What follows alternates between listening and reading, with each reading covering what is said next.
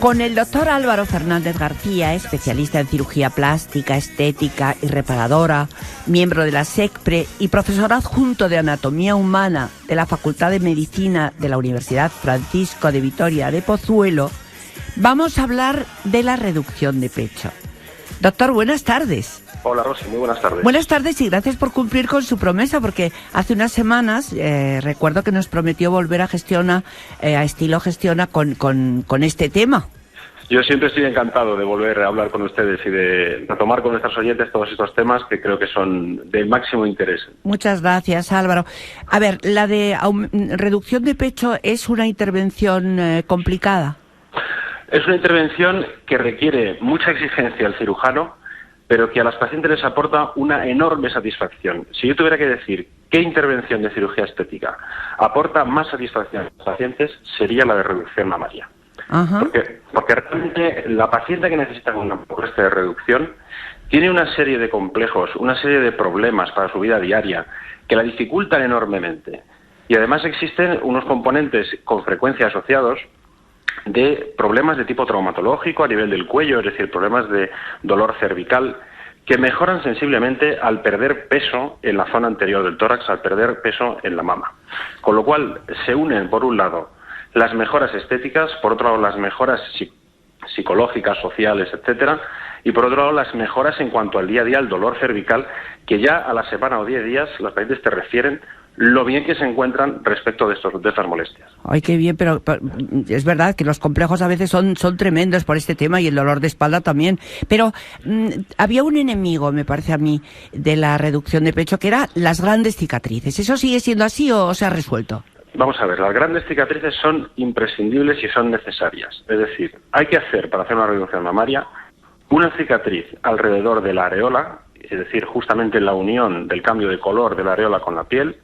Hay que hacer una cicatriz vertical que une el polo inferior de la areola con el surco submamario y hay que hacer una cicatriz en el surco. Esto es inevitable. Pero al igual que es inevitable, también hay que decir que si la técnica quirúrgica es correcta, si la sutura es correcta, estas cicatrices son muy poco perceptibles al cabo de un año. De modo que las pacientes tienen que saber que tienen que pasar por una fase inevitable en las que estas cicatrices son visibles y si uno las mira ahí están, efectivamente, pero que con una buena técnica quirúrgica y un buen posoperatorio, es decir, si la paciente después hace todo lo que le decimos, estas cicatrices son muy poco perceptibles. ¿Y qué es lo que le dicen, doctor? ¿Qué es el posoperatorio? ¿En qué consiste? Pues lo primero de todo, tienen que asistir cada 48 horas a que les hagamos las curas en nuestro equipo en persona, es decir, no dejamos que las pacientes hagan curas en casa, porque por muy buena voluntad que tengan, pues es necesario tener conocimientos para llevar bien una cicatriz y para llevar bien una herida. Después es fundamental la protección frente al sol, con unas tiritas especiales de silicona, etcétera, y una serie de aceites, como el aceite rosa de mosqueta, que es fantástico para las cicatrices. Con todos estos tratamientos, al cabo de unos 6 meses y un año más o menos, podemos conseguir unas cicatrices prácticamente imperceptibles. Creo que también va muy bien el láser. No sé qué tipo de láser.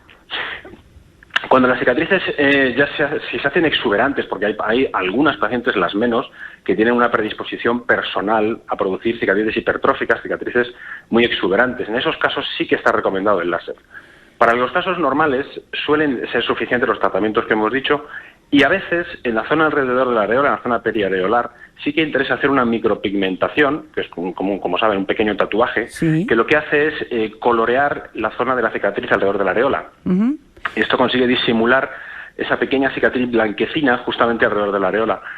Porque contrariamente a lo que se piensa, la cicatriz vertical es la que menos se ve. Bueno, es que solo hemos hablado de la de alrededor de la areola, pero vamos a decir que efectivamente hay otra cicatriz vertical que va desde la areola hasta abajo, hasta el nacimiento del pecho. Eso es. Esa cicatriz, que aparentemente es la que más impresiona o la que más puede pensar uno que es la más visible, contrariamente a esto es la que mejor evoluciona, es la que menos se ve. Es decir, con el tiempo es la que más se disimula. ¿Cuál es la que más se ve? Contrariamente a lo que se cree es la del surco. Si uno busca esa cicatriz, la que más se ve es la del surco, pero está escondida justamente en el pliegue, con lo cual hay que ir a buscarla. Ya. De modo que la cicatriz vertical, que aparentemente es la que está más a la vista, es la que mejor evoluciona. Y la verdad es que también es una forma de rejuvenecer, porque cuando el pecho se vuelve grande, flácido y demás, reducirlo y recolocarlo rejuvenece muchísimo la figura, ¿no es verdad? Efectivamente. De hecho, la técnica lo que busca son dos cosas fundamentales. Por un lado, elevar el pecho, porque un pecho grande necesariamente termina por ser un pecho caído por su propio peso. Los tejidos con los años van dando de sí, van cediendo y terminan por caer. Es decir, un pecho grande necesariamente con el tiempo termina por caer. De modo que el primer paso es elevar el pecho y el segundo es reducir el volumen para que ese resultado sea estable en el tiempo y sea armónico con la figura.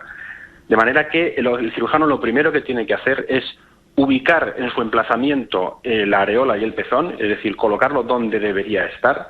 Y una vez que eso está colocado en su sitio, obviamente la propia intervención, se reduce la mama y se adecúa a las proporciones del cuerpo.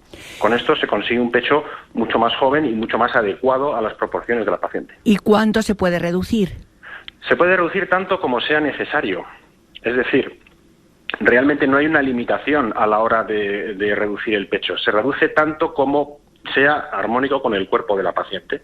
Y ahí va, sí es muy fundamental la experiencia del cirujano, es decir, nunca se puede reducir tantísimo como para que el resultado no sea bonito. Es decir, siempre hay que dejar pecho, hay que dejar un volumen de acuerdo y acorde con la estatura de la paciente, con el tórax de la paciente, etcétera. De manera que el resultado sea armónico, pero no hay una limitación en cuanto a reducción. Porque vamos a ver, doctor, ¿se corta también la glándula mamaria o no? Lo digo porque habrá a lo mejor mujeres que estén esperando a tener niños para llevar a cabo esa reducción. Sí, hay dos técnicas fundamentales a la hora de elevar la areola de posición. Una de ellas lleva la areola con su vascularización, con su riego, desde la parte superior, y la otra lo hace desde el surco submamario. La diferencia es importante, porque si bien la primera es más sencilla para el cirujano, la elevación desde un pedículo superior o superomedial, el pedículo inferior, es decir, la técnica que lleva la areola con un riego desde el surco de la mama, permite mantener la lactancia, permite mantener la sensibilidad de la areola, del pezón, etcétera, y por tanto es la más adecuada para pacientes jóvenes, porque permite mantener, como digo, dar la lactancia y permite mantener la sensibilidad.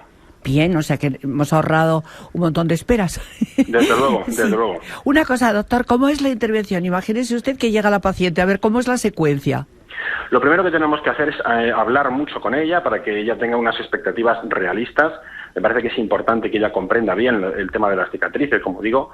Y después lo que tenemos que hacer es empezar a medir, porque todo esto no se hace a ojo. Evidentemente hay una serie de fórmulas matemáticas que nos van dando las proporciones armónicas para esa paciente.